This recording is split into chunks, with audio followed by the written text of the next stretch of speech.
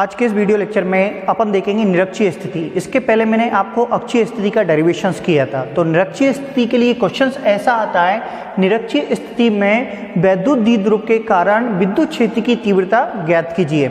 इसको coaxial position English में बोलते हैं। तो निरक्षीय स्थिति की डेफिनेशन मैं बोल देता हूँ, आप लोग लिख लें।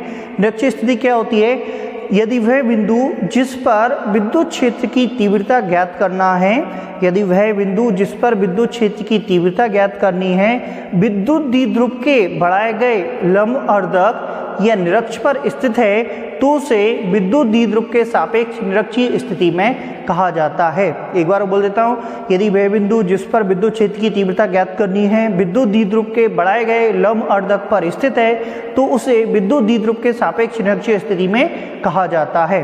ये डेफिनेशन लिखना इंपॉर्टेंट नहीं है। अब मैं यहाँ पे डायग्राम बनाता हूँ। तो निरक्षीय स्थिति में सबसे पहले आप यहाँ पे डायग्राम बनाएंगे, तो ऊपर थोड़ा जगह छोड़ देंगे, क्योंकि ट्रायंगल जैसा डायग्राम बनेगा इसका। ये अपन एक वैद्युत द्विध्रुव ले लिया जिसका नाम अपन ने ए बी रख दिया है। ये प्लस क्यू और माइनस क्यू चार्जों से मिलकर बना है। इसका मिड पॉइंट ओ है, जिसकी टोटल डिस्टेंस कितनी है 2L है, और यहाँ से आता की डिस्टेंस L है, यहाँ से आता की डिस्टेंस L है। ये इसका निरक्ष है। अभी अपन ने डेफिनेशन में ही बोला था कि विद्युत द्विध्रुव के निराए गए बक्ष पर स्थित है जिस पर अपन, तो उसको निरक्षीय स्थिति कहते हैं। अब इसको इससे भी जोड़ देंगे और इसको भी इससे जोड़ देंगे। ये यहाँ से तक की जो डिस्टेंस है वो स्मॉल r होगी। अब देखिए एक चीज़ ध्यान रखना है इसमें, अब P पॉइंट जो है उसको बोलते हैं अपन टेस्ट चार्ज बोलते हैं। यहाँ पे टेस्ट चार्ज रखेंगे, परीक्षण आवेश रखेंगे, तो इसमें और इसमें रिपल्सन होगा, जिसके कारण इसकी डायरेक्शन वो जाएगी E1 वेक्टर इस डायरेक्शन में जाएगा, और इसमें और इसमें रिपल्सन होगा तो इसकी जो डायरेक्शन जाएगी वो E2 वेक्टर इधर होगा, और यहाँ पे अपने पास क्या होगा जिसको अपन बोल देंगे E वेक्टर इधर जाएगा। इसके बीच में जो एंगल है थीटा वो इधर, यहाँ पे इनके बीच का एंगल थीटा बना देंगे और इनसे इसको कनेक्ट कर देंगे।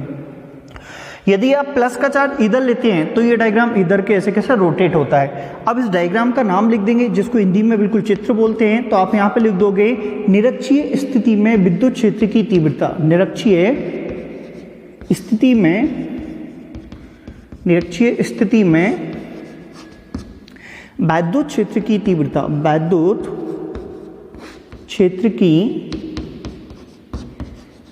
तीव्रता, आप पूरा ऐसा लिख दोगे इसको, ठीक है। अब डायग्राम का वर्णन करेंगे, एक्सप्लेनेशन करेंगे। तो मैं बोलता हूं आप लोग लिखें, माना कि ए बी एक विद्युत द्विध्रुव है, माना कि ए बी एक विद्युत द्विध्रुव है जो कि प्लस क्यू तथा माइनस क्यू आवेशों से मिलकर बना है। माना कि ए बी एक विद्युत द्विध्रुव है जो कि प्लस क्यू तथा माइनस क्यू आवेशों से मिलकर बना है, जिनकी बीच की दूरी 2L है। इसके मध्य बिंदु O से R दूरी पर निरक्षीय स्थिति में एक बिंदु P है जिस पर विद्युत क्षेत्र की तीव्रता ज्ञात करनी है। एक बार बोल रहा हूं, आप सुन लें। माना कि ए बी एक विद्युत द्विध्रुव है जो कि प्लस क्यू तथा माइनस क्यू आवेशों से मिलकर बना है, जिनकी बीच की दूरी 2L है। इसके मध्य बिंदु O से R दूरी पर एक परीक्षण बिंदु P है जिस पर विद्युत क्षेत्र की तीव्रता ज्ञात करना है। इस टाइप से आप पूरा ऐसा इसका एक्सप्लेन कर दोगे। अब इसके बाद अपन क्या करेंगे, यहाँ पे बिंदु B पर स्थित, बिंदु B पर स्थित, बिंदु B पर स्थित प्लस क्यू आवेश के कारण, प्लस क्यू आवेश के कारण, बिंदु B पर स्थित प्लस क्यू आवेश के कारण बिंदु P पर विद्युत क्षेत्र की तीव्रता, बिंदु P पर विद्युत क्षेत्र की तीव्रता, विद्युत क्षेत्र की तीव्रता। तो विद्युत क्षेत्र की जो तीव्रता है वो, इसको अपन ने E1 वेक्टर बोला है। तो E1 वेक्टर इक्वल टू में 1/4πε0, कुछ लोग यहाँ पे K ले लेते हैं मीडियम के लिए। तो ये हो जाएगा Q अपॉन में यहाँ से यहाँ तक का जो डिस्टेंस है BP का स्क्वायर। अब इसकी डायरेक्शन भी लिखोगे तो देखिए ये पॉजिटिव चार्ज है, ये भी पॉजिटिव, एकांक धनावेश पॉजिटिव होता है, पॉजिटिव पॉजिटिव में रिपल्सन होगा तो इसकी डायरेक्शन किधर जाएगी, ऊपर। तो ये होगा BP वेक्टर के अनुदिश, इसकी डायरेक्शन में जाएगा, BP वेक्टर के अनुदिश। ये डायरेक्शन लिखना कंपलसरी है। अब आप यहाँ पे BP की जब वैल्यू निकाल लोगे तो यहाँ पे देखिए एक राइट एंगल ट्राइंगल दिख रहा है POB या POA। इस राइट एंगल ट्राइंगल में पाइथागोरस थ्योरम, पाइथागोरस प्रमेय लगा के ये समकोण त्रिभुज दिख रहा है। समकोण त्रिभुज में पाइथागोरस प्रमेय से आप BP की वैल्यू निकाल लोगे तो आप लिखोगे यहाँ पे त्रिभुज POB में पाइथागोरस प्रमेय से पाइथागोरस प्रमेय से। तो यहाँ पे आप पाइथागोरस प्रमेय लगाओगे, तो पाइथागोरस जो प्रमेय है उसका अप्लाई करते हैं अपन। तो ये हो जाएगा अपने पास कर्ण का स्क्वायर, हाइपोटेनियस का स्क्वायर, और ये होगा अपने पास ओपी का स्क्वायर प्लस का ओबी का स्क्वायर। तो ये हो जाएगा पीबी का स्क्वायर इक्वल टू में ओपी का स्क्वायर, तो ओपी का स्क्वायर आर स्क्वायर प्लस का एल स्क्वायर। तो ये हो जाएगा पीबी इक्वल टू में अंडर रूट के अंदर आर स्क्वायर प्लस का एल स्क्वायर। तो ये पीबी की वैल्यू आ गई। तो मैं उसको यहाँ पे भी लिख देता हूँ, जो पीबी की वैल्यू आएगी वो कितनी आएगी, R square plus L square, और ये भी पीबी की जो वैल्यू होगी वो R square plus L square होगी। तो इसमें रख देते हैं अपन, पीबी स्क्वायर की वैल्यू रख सकते हैं, अंडर रूट वाली भी रख सकते हैं। तो उसको E1 वेक्टर इक्वल टू में ये हो जाएगी 1 में 4 पाई एप्सिलॉन 0 और Q अपॉन में पीबी स्क्वायर की वैल्यू रख देते हैं R square plus L square. इसको इक्वेशन नंबर फर्स्ट देते हैं। अब ऐसे ही अपन बिंदु ए पर स्थित -q आवेश के कारण बिंदु P पर विद्युत क्षेत्र की तीव्रता निकालेंगे। तो यहाँ पर लिखेंगे बिंदु ए पर स्थित -q आवेश के कारण बिंदु ए पर स्थित -q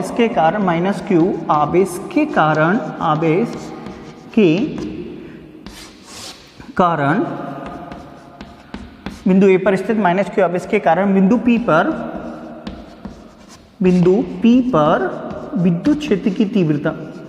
विद्युत क्षेत्र की तीव्रता, ठीक है। अब यहाँ पे अपन इसके लिए निकालेंगे तो उसको E2 वेक्टर बोलेंगे। तो E2 वेक्टर इक्वल टू में फॉर्मूला वही 1/4 पाई एप्सिलॉन 0 और Q अपॉन में AP का स्क्वायर, A से P तक की जो डिस्टेंस है उसकी AP का स्क्वायर। और ये पाइथागोरस थ्योरम से अपन ने पहले ही निकाल लिया है कि जो AP की वैल्यू है वही BP की होगी। तो मैं यहाँ पर रख देता हूँ, इसकी डायरेक्शन भी लिखते हैं। तो देखिए ये पॉजिटिव है नेगेटिव, तो किस डायरेक्शन जाएगा, PA डायरेक्शन। तो यहाँ पर लिख देंगे PA वेक्टर के अनुदिश, इस डायरेक्शन जाएगा PA वेक्टर के अनुदिश। तो यहाँ पे आपके पास हो जाएगा E2 वेक्टर इक्वल टू में 1 में 4 पाई एप्सिलॉन 0 Q अपॉन में, और मैं एक बार रख देता हूँ, अंडर रूट काट देंगे R square plus L square का स्क्वायर। तो ये रूट से कट जाएगा, 2 से रूट कट जाएगा। तो E2 वेक्टर इक्वल टू में 1 में 4 पाई एप्सिलॉन 0 और Q अपॉन में R square plus L square. ये इक्वेशन नंबर सेकेंड। अब इक्वेशन फर्स्ट और सेकंड को देखो, दोनों वैल्यूज सेम आ रही हैं, दोनों के मान बराबर आ रहे हैं। तो यहाँ पर लिख देंगे अपन समीकरण 1 व समीकरण 2 से, समीकरण 1 व समीकरण 2 से E1 vector equal to E2 vector. तो आप यहाँ पे अतः करके लिखोगे, जो कि मैं लिख नहीं रहा हूँ, बोल दूंगा आपको। अतः निरक्षीय स्थिति में दोनों आवेशों के कारण विद्युत क्षेत्र की तीव्रताएं समान होती हैं। वापस सुन लें, आपको लिखना है अतः निरक्षीय स्थिति में दोनों आवेशों के कारण विद्युत क्षेत्र की तीव्रताएं बराबर होती हैं, समान होती हैं। तो आप यहाँ पर लिख दोगे। अब इसकी परिणामी तीव्रता निकालना है, तो परिणामी तीव्रता के लिए इसके फैक्टर्स करना पड़ेंगे, इसको वियोजित करना पड़ेगा। तो ये आपके पास जो E1 वेक्टर है, थोड़ा सा मैं इसको उधर लिख दूं, इसके 2 फैक्टर होंगे। एक तो होगा E1 साइन थीटा, इधर हो जाएगा, और एक और होगा यहाँ पे अपने पास कौन सा, जिसको अपन बोल देंगे E1 cos थीटा। अब यहाँ पे अपने पास इसको भी मैं 2 कर दूंगा, एक इधर जाएगा जिसको बोलेंगे अपन E2 cos थीटा, और एक इस डायरेक्शन जाएगा जिसको बोलेंगे अपन E1 साइन थीटा। अब यहाँ से थोड़ा अच्छा समझना, बुक में बहुत सारे लोग डायरेक्ट लिख देते हैं कि बच्चे लोग फॉर्मूला याद कर लो 2E1 cos थीटा। नहीं, यहाँ से निकलता कैसे मैं वो बता रहा हूँ। देखिए इसके 2 फैक्टर्स की, एक परपेंडिकुलर और एक हॉरिजॉन्टल। अब E1 साइन थीटा और E2 साइन थीटा एक दूसरे के परिणाम में बराबर तथा विपरीत दिशा में कार्यरत है। तो आप यहाँ पे लिखोगे इसके जो क्षैतिज, इसके जो ऊर्ध्वाधर घटक हैं, वर्टिकल कंपोनेंट हैं E1 sine theta and E2 sine theta. E1 sine theta, E2 sine theta परिमाण में बराबर तथा विपरीत दिशा में कार्यरत हैं, अतः एक दूसरे को निरस्त कर देंगे। वापस सुनने क्या लिखना है, E1 sine theta, E2 sine theta परिमाण में बराबर तथा विपरीत दिशाओं में कार्यरत हैं, इसलिए एक दूसरे को निरस्त कर देंगे। परंतु क्षैतिज घटक E1 cos theta E2 cos theta दोनों की दिशाएं समान है, अतः परिणामी तीव्रता जो होगी वो होगी आपके पास E वेक्टर इक्वल टू में E1 cos theta plus E2 cos theta. इसको समीकरण नंबर 3 नाम देता हूं मैं। और समीकरण 3 से देखें E1 इक्वल टू E2 के, तो आप यहाँ पे E2 के प्लेस पे E1 रख दो, तो ये हो जाएगा E वेक्टर इक्वल टू में E1 vector cos theta plus ये भी हो जाएगा E1 वेक्टर cos थीटा। ये दोनों ऐड हो जाएंगे तो E वेक्टर इक्वल टू में ये हो जाएगा 2E1 cos थीटा। ये बुक में डायरेक्ट दिया होता है, जो आरबी त्रिपाठी की बुक है, दूसरी बुक है। और कई लोग बोलते हैं बेटा यहाँ से याद कर लो, तो याद नहीं करना है, कैसे निकालते मैंने आपको बता दिया है। एक बार मैं इसको पूरे को थोड़ा सा इधर रब कर देता हूँ, तो एक बार आपको एक्सप्लेन कर रहा हूँ। सबसे पहले क्वेश्चन ऐसा आएगा, निरक्षीय स्थिति में विद्युत क्षेत्र की तीव्रता ज्ञात कीजिए। निरक्षीय स्थिति में परिभाषा लिखोगे, यदि वह बिंदु जिस पर विद्युत क्षेत्र की तीव्रता ज्ञात करनी है विद्युत द्विध्रुव के बढ़ाए गए निरक्ष पर स्थित है, तो विद्युत द्विध्रुव के सापेक्ष उसे निरक्षीय स्थिति में कहा जाता है। फिर डायग्राम बनाओगे, अगर इधर प्लस चार्ज लोगे तो इसका ये इधर डायग्राम बनेगा, इधर प्लस लोगे तो इधर डायग्राम बनेगा।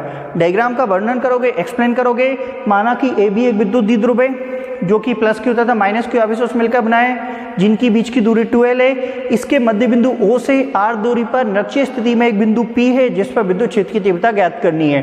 अब बिंदु B पर स्थित प्लस क्यू आवेश के कारण बिंदु P पर विद्युत क्षेत्र की तीव्रता निकालोगे। E1 vector equal to 1/4πε0 Q upon में BP का स्क्वायर। अब भी इसकी डायरेक्शन भी लिखेंगे तो PB वेक्टर के अनुदिश, क्योंकि ये पॉजिटिव और ये पॉजिटिव पॉजिटिव पॉजिटिव में रिपल्सन हो रहा है, तो इसलिए उसकी डायरेक्शन उधर जाएगी। अब यहाँ पे राइट एंगल ट्रायंगल बना है POB। इस राइट एंगल ट्रायंगल में अपन क्या लगा देंगे, पाइथागोरस प्रमेय लगा देंगे समकोण त्रिभुज में, जिससे अपन PB की वैल्यू निकाल लेंगे जो √r² प्लस l² आएगी। ऐसे ही अपन यहाँ पे तो उसमें रख देंगे तो आपको E1 मिल जाएगा। ऐसे ही बिंदु A पर स्थित माइनस क्यू आवेश के कारण बिंदु P पर विद्युत क्षेत्र की तीव्रता निकालेंगे, जिसको E1 vector equal to 1/4πε0 Q upon में AP का स्क्वायर। उसकी जो डायरेक्शन जाएगी वो जाएगी PA वेक्टर के अनुदिश। अब यहाँ पर भी ये दोनों की वैल्यू मान समान है, तो आप यहाँ पर रख दोगे, तो इससे आपको पता चलेगा कि E1 वेक्टर बराबर E2 आएगा। अब इसके फैक्टर करेंगे अपन, तो E1 sin थीटा इसका vertical component, E1 cos theta इसका हॉरिजॉन्टल कंपोनेंट। इधर भी अपने पास कौन सा आएगा, E1 sin थीटा और E2 sin थीटा। ये E2 sin थीटा और E2 cos थीटा। और फिर अपन यहाँ पर लिखेंगे E1 sin थीटा और E2 sin थीटा परिमाण में बराबर तथा विपरीत दिशाओं में कार्यरत हैं, इसलिए एक दूसरे को निरस्त कर देंगे। परंतु इसकी जो क्षैतिज घटक है, हॉरिजॉन्टल कंपोनेंट हैं, वो दोनों जुड़ जाएंगे, तो परिणामी तीव्रता E equal to E1 cos theta plus E2 cos theta. और ये समीकरण 3 से पहले ही पता है कि E1 बराबर E2 है, तो आप यहाँ पे दोनों जगह E1 रख दोगे तो 2E1 cos थीटा हो जाएगा। अब मैं इसको थोड़ा सा रब कर देता हूँ, तो डायग्राम बना देता हूँ, बने रहने देते हैं। और यहाँ से मैं इसको रब कर रहा हूँ क्योंकि मेरे को थोड़ी स्पेस की जरूरत पड़ेगी। और देखिए अपन यहाँ पे क्या करेंगे, उसमें जो E इक्वल टू में E vector equal to 2E1 और cos थीटा, तो यहाँ पे E1 की वैल्यू रख दो। तो E1 की जो वैल्यू अपने पास वो आई है 1/4πε0 Q अपॉन में r² प्लस l²। तो यहाँ पे आप इसको E वेक्टर इक्वल टू में 2 × 1/4πε0 Q अपॉन में r² plus l² cos theta as it is. अब यहाँ पे आपको cos थीटा की वैल्यू निकालनी है, तो देखो ट्राइंगल POB में, तो यहाँ पे लिखेंगे त्रिभुज POB में cos थीटा बराबर लाल बटे कक्का पड़ा होगा, पंडित बद्री प्रसाद हर हर पड़ा होगा, तो अपने पास पंडित बद्री प्रसाद हर हर बोले, ऐसा पढ़ते हैं इंग्लिश मीडियम में, और लाल बटे कक्का पढ़ते हैं। तो cos theta equal to base upon hypotenuse होता है। अब हिंदी मीडियम है इसलिए मैं आधार बटे कर्ल लिख देता हूँ उसको। तो cos थीटा इक्वल टू इसके आगे लिख देते हैं, यहाँ पे आधार कितना है अपने पास l है, और जो कर्ण है वो कितना है अंडर रूट के अंदर r² प्लस l², तो इसको टाक ऊपर रख देते हैं। तो E वेक्टर इक्वल टू में ये हो जाएगा आपके पास 2 × में 1/4πε0 और Q अपॉन में ये रहेगा आपके पास r² प्लस l², और Q की जगह cos थीटा l अपॉन में अंडर रूट के अंदर r² प्लस l²। अब मैं थोड़ा सा और इस पर सीएगा तो इधर से ही रब कर देता हूँ, और इसको भी रब कर ही देते हैं। तो देखिए, और इंग्लिश मीडियम के बच्चे जो मेरे को मेल करते हैं वो भी ध्यान से सुने। इंग्लिश मीडियम के लिए अलग से इंग्लिश में वीडियो है और हिंदी मीडियम के स्टूडेंट के लिए हिंदी मीडियम में, बिल्कुल। तो ये हिंदी मीडियम का सेपरेट है और इंग्लिश मीडियम का सेपरेट होगा। इंग्लिश मीडियम के स्टूडेंट टेंशन ना लें। अब अपन क्या करेंगे, इसकी पावर 1/2 हो जाएगी। तो ये ई वेक्टर इक्वल टू में 1/में 4 पाई एप्सिलॉन 0 और यहाँ पे अपन इसको 2L इंटू क्यू लिख देंगे और ये अपने पास r² प्लस L² और इसकी पावर भी क्या होगी अपने पास यहाँ पे r² प्लस L² की पावर 1/2। आधार समान घातें जुड़ जाती हैं, बहुत सुना होगा। पावर इक्वल होते हैं, बेस इक्वल होता है, पावर ऐड हो जाती हैं। तो इसकी पावर 1 है और ये दोनों मिलके कितनी हो जाएगी 3/2। तो E इक्वल टू में 1 में 4 पाई एप्सिलॉन 0 और यहाँ पे अपने पास इसको मैं अभी P लिख देता हूँ और P क्यों लिख रहे हैं वो इधर बता देता हूँ। r² प्लस L² की होल पावर 3/2। एक होता है वैद्युत द्विध्रुव आघूर्ण, जो अपन ने अक्षीय स्थिति में ही पढ़ा था। वैद्युत द्विध्रुव आघूर्ण, जो विद्युत द्विध्रुव आघूर्ण होता है उसी को P बोलते हैं, जो कि 2L इंटू क्यू होता है। तो आप यहाँ पे 2L इंटू क्यू की जगह P रख देंगे और नाम भी नहीं लिखोगे, सिर्फ P equal to 2L into Q होता है, वो भी चल जाएगा। अब देखिए ये भी आंसर आ गया। अब एक कंडीशंस होती है,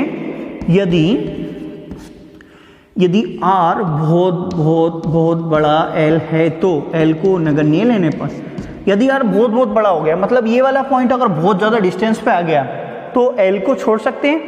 L को छोड़ेंगे तो क्या बचेगा अपने पास E इक्वल टू में 1 में 4 पाई एप्सिलॉन 0 P में r² की होल पावर 3/2। 2 से 2 कट जाएगा तो ये बचेगा आपके पास E इक्वल टू में 1 में 4 पाई एप्सिलॉन 0 P में r³ और न्यूटन प्रति कूलम, न्यूटन पर कूलम इसकी ऐसे यूनिट होती है। तो देखिए ये निरक्षीय स्थिति में विद्युत क्षेत्र की तीव्रता। एक बार और मैं थोड़ा एक्सप्लेन कर देता हूं, आप अच्छे समझ लें। सबसे पहले क्वेश्चन ऐसा आएगा, निरक्षीय स्थिति में विद्युत क्षेत्र की तीव्रता का व्यंजक ज्ञात कीजिए या ज्ञात कीजिए, सिंपल आ जाएगा। इसको इंग्लिश में कोएक्सियल पोजीशन बोलते हैं। तो आप सबसे पहले निरक्षीय स्थिति की परिभाषा लिखोगे, यदि वह बिंदु जिस पर विद्युत क्षेत्र की तीव्रता ज्ञात करनी है विद्युत द्विध्रुव के बढ़ाए गए अक्ष पर स्थित है तो विद्युत द्विध्रुव के सापेक्ष उसे निरक्षीय स्थिति में कहा जाता है। ये उसकी परिभाषा हो गई। फिर आप चित्र बनाओगे, डायग्राम बनाओगे, उसमें लिखोगे माना कि ए बी एक विद्युत द्विध्रुव है जो कि +q तथा -q आवेशों से मिलकर बना है, जिनकी बीच की दूरी 2L है। इसके मध्य बिंदु से r दूरी पर एक परीक्षण बिंदु P है जिस पर विद्युत क्षेत्र की तीव्रता ज्ञात करनी है। फिर लिखेंगे बिंदु B पर स्थित +q आवेश के कारण बिंदु P पर विद्युत क्षेत्र की तीव्रता, तो उसको E1 वेक्टर बोल देंगे 1/4 पाई एप्सिलॉन 0 q में BP का स्क्वायर। और उसकी डायरेक्शन ये पॉजिटिव है, वही पॉजिटिव, तो BP वेक्टर के अनुदिश। अब यहाँ पे पाइथागोरस थ्योरम से आप वैल्यू निकाल लोगे, उसका मान निकाल लोगे, तो वहाँ पे √r² प्लस L² रख देंगे, 2 से 2 कट जाएगा तो r² प्लस L², समीकरण नंबर 1 नाम देंगे। ऐसी बिंदु A पर स्थित -q आवेश के कारण बिंदु P पर विद्युत क्षेत्र की तीव्रता, ये आप अपनी कॉपी में देखते चलें, मैं बोल रहा हूँ आप देखें। तो बिंदु B पर स्थित A पर स्थित -q आवेश के कारण बिंदु P पर विद्युत क्षेत्र की तीव्रता तो वो होगी 1/4 पाई एप्सिलॉन 0 q में AP का स्क्वायर, AP की जो वैल्यू है r² प्लस L²। समीकरण 1 व 2 को देखो, दोनों के कारण विद्युत क्षेत्र की तीव्रताएं समान आ रही हैं तो E1 बराबर E2 हो जाएगा। तो उसके नीचे लिख देंगे अतः दोनों आवेशों के कारण निरक्षीय स्थिति में विद्युत क्षेत्र की तीव्रताएं समान होती हैं, बराबर होती हैं, आप ऐसा लिख दोगे। फिर इसके फैक्टर्स करेंगे तो E1 sin थीटा और E1 cos थीटा, इधर E2 sin थीटा और E2 cos थीटा, तो वहां पे लिखेंगे E1 sin थीटा और E2 sin थीटा परिमाण में बराबर तथा विपरीत दिशाओं में कार्यरत हैं, अतः एक दूसरे को निरस्त कर देंगे। अतः परिणामी विद्युत क्षेत्र की तीव्रता E equal to E1 cos theta plus E2 cos theta. तो समीकरण 3 जो अपन ने E1 इक्वल टू E2 दिया था वहां पे आप दोनों जगह E1 रख दोगे, तो यहाँ पे आपके पास E equal to 2 E1 cos theta, तो E1 की वैल्यू रख दी। cos थीटा की वैल्यू निकाल लेंगे, लाल बटे कक्का पंडित बुद्धि प्रसाद हरर बोले से आप cos थीटा की वैल्यू निकाल लो। फिर इसके बाद यहाँ पे अपन क्या करेंगे 2L इंटू क्यू को साथ में लिख देंगे, जिसको वैद्युत द्विध्रुव आघूर्ण P बोलेंगे। और यहाँ पे अपने पास आधार समान तो घातें जुड़ जाएंगी। और इसके बाद अपने पास यदि R बहुत बड़ा L से तो L को नगण्य ले सकते हैं, निगलेक्ट कर सकते हैं, L को छोड़ देंगे तो 2 से 2 कट जाएगा तो R3। तो ये थी निरक्षीय स्थिति में विद्युत क्षेत्र की तीव्रता। इसके पहले वाले वीडियो में अपन अक्षीय स्थिति में विद्युत क्षेत्र की तीव्रता पढ़ी है और उसके अगले वाले वीडियो में मैं आप आपको जो इलेक्ट्रिक पोटेंशियल होता है, विभवांतर होता है, विभव होता है, उसकी अक्षीय निरक्षीय वाली दोनों पढ़ाऊंगा। उसके बाद चुंबक वाली पढ़ेंगे और इस पर पूरा फिजिक्स हिंदी मीडियम के लिए हिंदी में सेपरेट रहेगा और इंग्लिश मीडियम के लिए इंग्लिश में, और सीबीएसई का सीबीएसई में, आईसीएसई बोर्ड का आईसीएसई में रहेगा। तो आप इसको देख सकते हैं। साथ में मैं इसी चैनल पर बीएससी का मैथ्स भी पढ़ाता हूँ, बीई बीटेक का मैथ्स भी पढ़ाता हूँ, बीसीए का मैथ्स भी पढ़ाता हूँ, और आपको जो भी सभी टाइप के ऑल टाइप के मैथ्स आपको यहाँ पे अवेलेबल हैं। तो आप इसको देखें और कोई प्रॉब्लम है, कुछ कमेंट्स है तो आप मुझे नीचे इसमें करें। ठीक है, थैंक्स।